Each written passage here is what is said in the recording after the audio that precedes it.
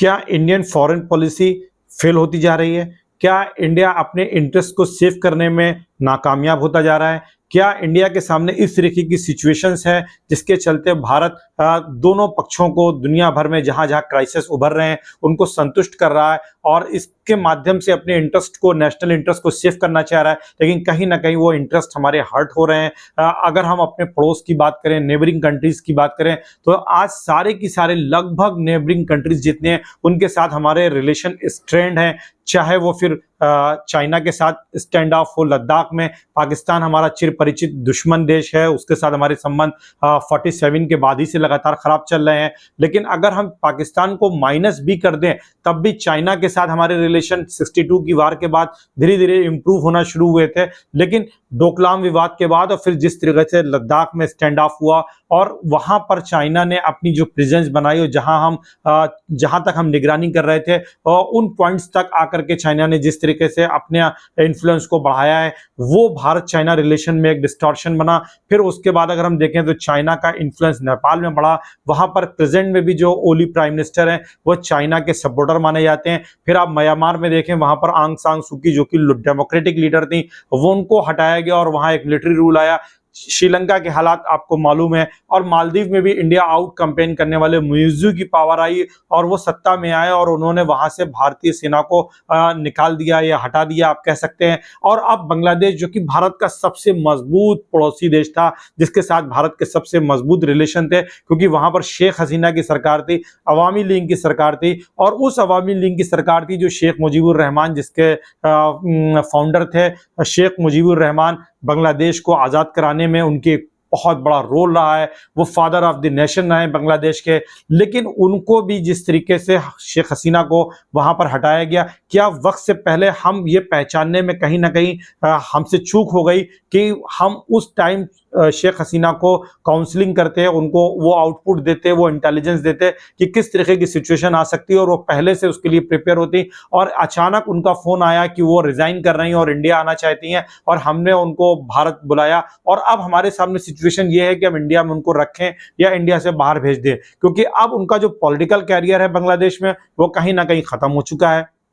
उनकी एज भी हो रही है। उनके बेटे ने बांग्लादेश जाने से अब इनकार भी किया है कि उनकी जो मदर है वो अब बांग्लादेश नहीं जाएंगी और भारत के साथ उनके रिलेशन रहे हैं, अवामी लीग के साथ भारत के बहुत अच्छे रिलेशन रहे हैं। और अगर हम अवामी लीग के साथ इस वक्त नहीं खड़े होते हैं, शेख हसीना के साथ नहीं खड़े होते हैं, तो क्या हमारे इंटरेस्ट बांग्लादेश में दांव पर लगेंगे? क्योंकि बीएनपी जो है बांग्लादेश नेशनलिस्ट पार्टी वो और जमात इस्लामी उनका आपस में गठजोड़ है। हालांकि इस तरीके की रिपोर्ट आई है कि वहां पर माइनॉरिटीज के साथ वायलेंस हुआ है, कुछ हिंदू टेंपल्स तोड़े गए, लेकिन इनकी कोई इंडिपेंडेंट सोर्सेस से पुष्टि नहीं हो पाई है।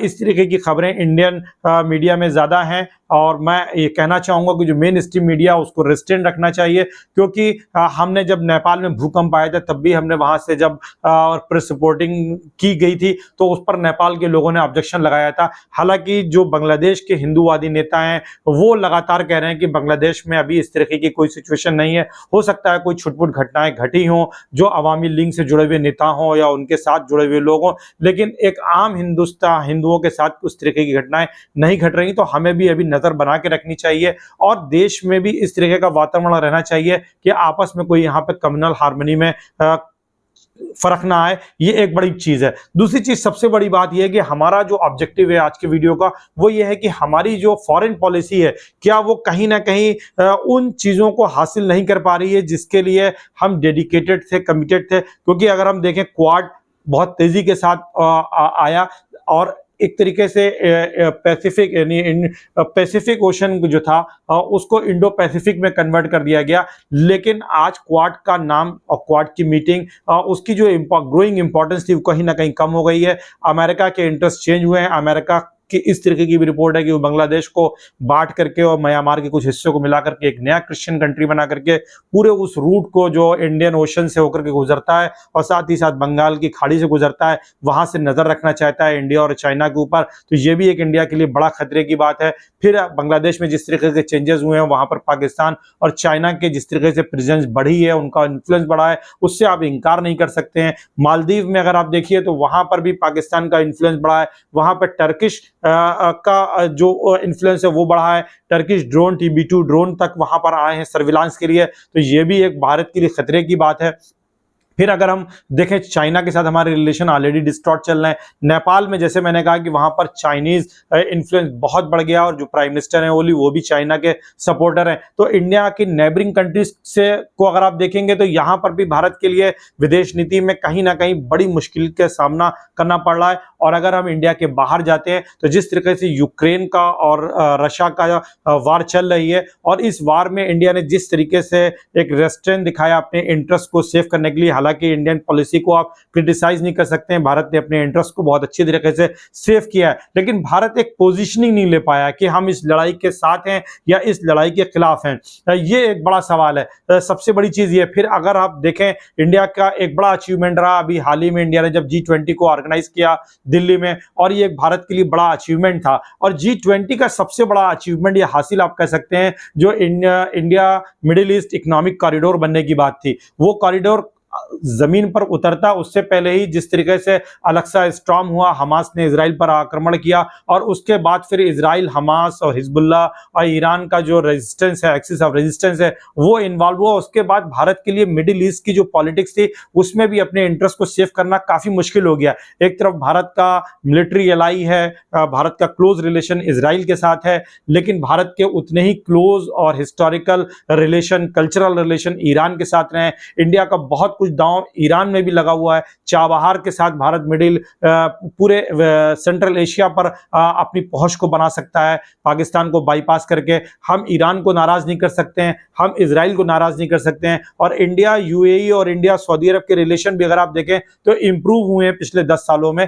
भारत की एक बड़ी जनसंख्या, लाख करोड़ों लोग वहां पर रहते हैं, वहां से हमें रेमिटेंसेस मिलता है, लेकिन सऊदी अरब और ईरान के रिलेशन हालांकि बेटर हुए हैं चाइना के सुपरविजन में। जिस तरीके से चाइना ने दोनों के बीच में डील कराई और फिर दोनों देशों ने एक दूसरे के साथ अपने डिप्लोमेटिक रिलेशन को फिर से रिज्यूम किया, लेकिन भारत के लिए बड़ा मुश्किल है। पूरा मिडिल ईस्ट का अगर आप देखें तो जिस तरीके से कॉन्फ्लिक्टिंग कंट्रीज हैं, उनके इंटरेस्ट हैं, वो कहीं ना कहीं भारत के इंटरेस्ट को जो है हैम्पर करते हैं, और भारत के लिए मुश्किल हो जाता है कि कैसे अपने इंटरेस्ट को सेव किया जाए, कैसे अपने इंटरेस्ट को मैक्सिमाइज किया जाए। और फिर अगर आप देखें इंडिया और अमेरिका के रिलेशन भी, जो पन्नू का विषय चल रहा है, जो आतंकवादी पन्नू है, उस पर लगातार अमेरिका भारत सरकार के टच में है, विदेश मंत्रालय के टच में है, और लगातार वो ये कह रहे हैं कि कल्प्रिट जो हैं, जो जिन्होंने ये गुनाह किया है उनको सजा दी जाए। तो कहीं ना कहीं भारत और अमेरिका के रिलेशन, फिर भारत और कनाडा के रिलेशन अगर देखा जाए इन्हीं खालिस्तानी आतंकवादियों के साथ जो भारत के संपर्क रहे हैं, जैसा कि भारत सरकार का मानना रहा है,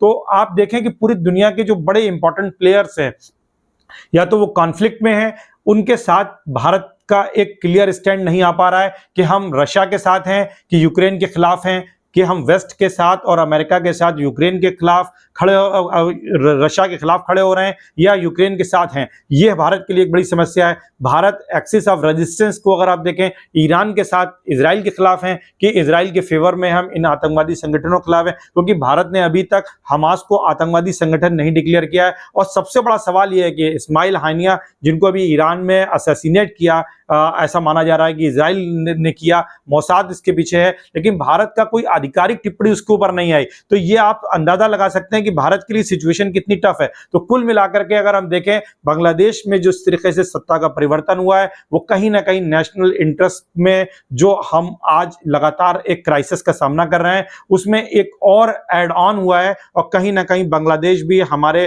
उस गुड बुक से निकल करके उन देशों की लिस्ट में शामिल हो गया है जहां भारत विरोधी सेंटीमेंट्स हैं, जहां भारत विरोधी सरकारें। हालांकि हमको अपने नेशनल इंटरेस्ट को देखना है। शेख हसीना भारत में रहती हैं या भारत से बाहर जाती हैं, और डेफिनेटली अगर वो भारत से बाहर जाती हैं तो भारत के लिए ज्यादा बेहतर होगा, क्योंकि जो नई सरकार बनेगी हमें उस सरकार के साथ अपने रिलेशन को मेंटेन करना है, क्योंकि जो दो देशों के संबंध होते हैं वो दो देशों के बीच होते हैं, न कि दो व्यक्तियों के बीच होते हैं, और इस चीज को हमें समझना पड़ेगा। हालांकि भारत का शेख हसीना और मुजीबुर रहमान के साथ एक इमोशनल रिलेशन रहा है और बड़ा कंट्रीब्यूशन रहा है, और उन्होंने भारत के इंटरेस्ट को हमेशा सेफगार्ड किया है इस फैमिली ने। लेकिन इसके बावजूद अब हमें आने वाली जो सरकार है उसके साथ अपने रिलेशन को इंप्रूव करना पड़ेगा, अपने इंटरेस्ट को सेफगार्ड करना पड़ेगा, जैसा कि तालिबान के आने के बाद हमने अफगानिस्तान में अपने इंटरेस्ट को सेव किया है। तो ये एक चीज है।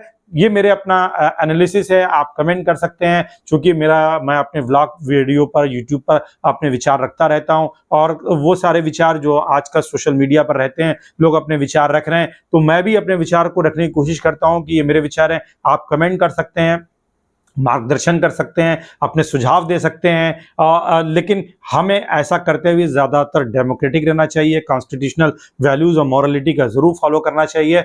कोई ऐसी टिप्पणी कोई भी ना करे जो किसी के भी गरिमा को नुकसान पहुंचाती हो। कैसा लगा हमारा एनालिसिस, कमेंट ज़रूर करें। Thank you so much.